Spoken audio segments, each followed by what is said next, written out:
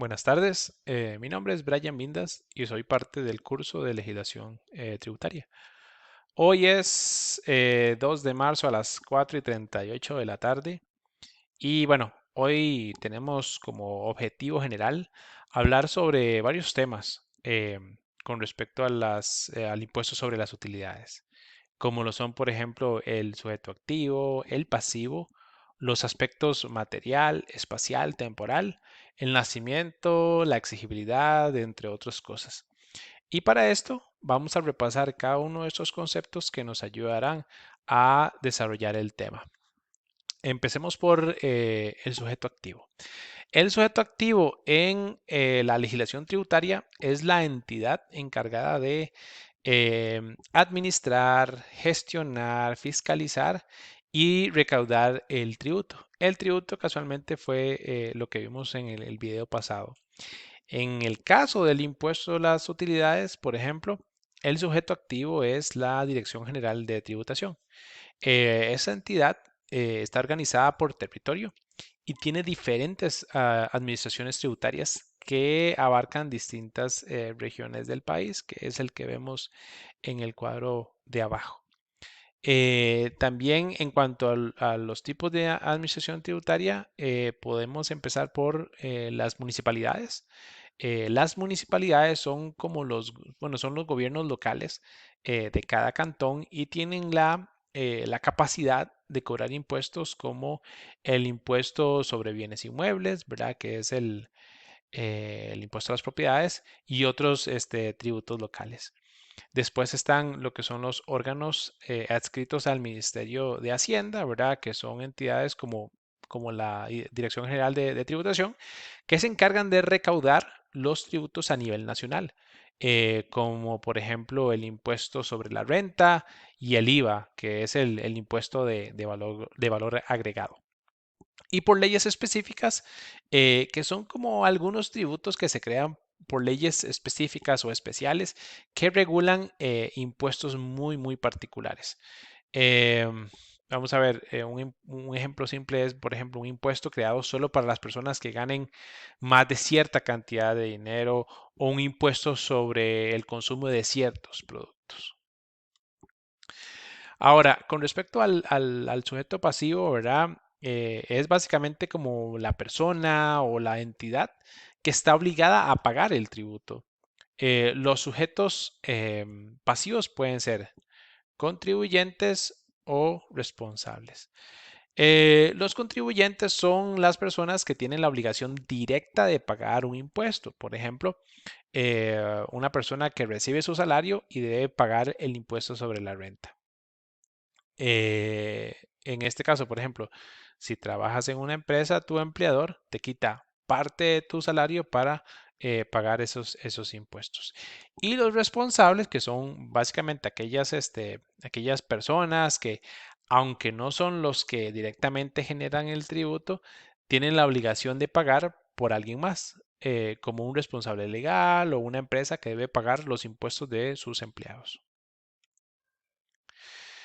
Eh, el aspecto material se refiere a la naturaleza del tributo y al hecho generador que la origina, ¿verdad? Es decir, qué actividad o situación crea la obligación de pagar el impuesto. En términos fáciles de entender, ¿verdad? Es simplemente qué hace que tengas que pagar un impuesto. Por ejemplo, cuando compras algo, eso genera la obligación de pagar un impuesto. En este caso, el impuesto del IVA. El hecho generador es el momento o la acción que hace que el gobierno te pida pagar.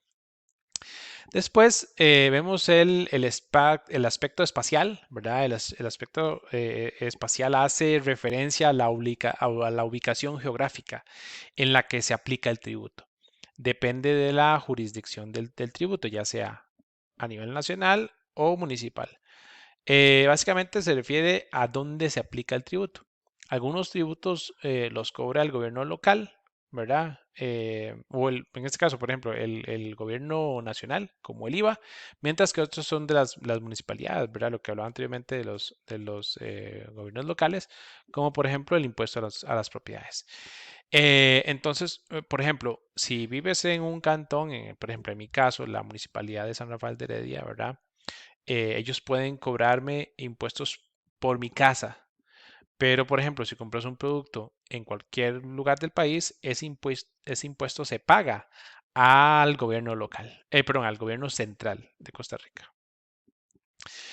Em, el aspecto temporal se refiere al momento en que se genera la obligación de pagar el tributo, lo cual está determinado por el hecho generador del tributo. Ese aspecto es simplemente, es cuando simplemente vemos el cuándo, ¿verdad? El cuándo tienes que pagar. Si compras, por ejemplo, algo hoy, debes pagar el tributo en ese momento.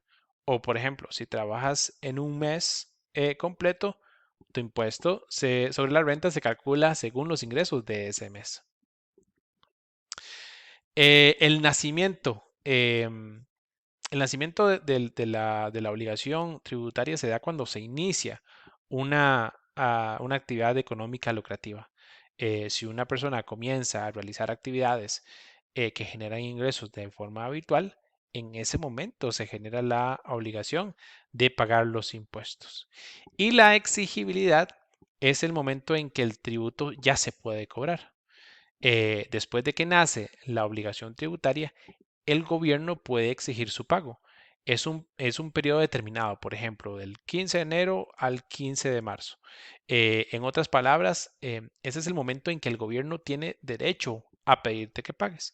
Aunque la obligación puede haber nacido cuando compraste algo, el gobierno te puede exigir que pagues el impuesto en un periodo determinado. Eh, Poniendo como un ejemplo simple, si compras algo hoy, el gobierno no te va a pedir el impuesto inmediatamente, pero sí puede exigírtelo más tarde cuando haces tu declaración de impuestos, por ejemplo. Y el aspecto cuantitativo se refiere a cuánto se debe pagar. Y para calcular el monto del impuesto a las utilidades se toman en cuenta tres elementos: la renta bruta, los gastos deducibles y la renta neta. La renta bruta es básicamente es el total de ingresos obtenidos por una persona o entidad durante un periodo fiscal, antes de aplicar cualquier deducción. Incluye todos los ingresos generados por la actividad económica, como por ejemplo lo que son ventas, alquileres, intereses o ganancias por la venta de activos. Es la cifra inicial que sirve para calcular el impuesto sobre las utilidades. Después, los gastos deducibles son los costos necesarios para generar ingresos que se pueden restar de la renta bruta al calcular la renta neta. Estos gastos incluyen, por ejemplo, lo que son sueldos, alquileres, compras de materiales, insumos, intereses de créditos y otros costos operativos relacionados directamente con la actividad económica del contribuyente. Solo los gastos que sean esenciales y estén bien documentados pueden ser deducidos. Y por último está la renta neta. La renta neta es el monto que queda después de deducir los gastos permitidos de la renta bruta. Este es el valor sobre el cual se calcula el impuesto sobre las utilidades, y representa la ganancia real obtenida por la persona o entidad luego de restar los gastos necesarios para llevar a cabo su actividad económica. Y bueno, por último, las normas de sujeción. Es importante mencionar que las normas de no sujeción, estas normas establecen que ciertos ingresos no están sujetos al impuesto a las utilidades. Por ejemplo, lo que son las ganancias derivadas de herencias, donaciones, bienes gananciales, premios en la lotería o ingresos generados en el extranjero que no están sujetos al impuesto a las utilidades. Tampoco lo están las entidades exentas por ley, como el Estado, las municipalidades y ciertas organizaciones sin fines de lucro. Y bueno, Esto ha sido todo. Espero que este video haya sido de mucho provecho. Muchas gracias y hasta la próxima.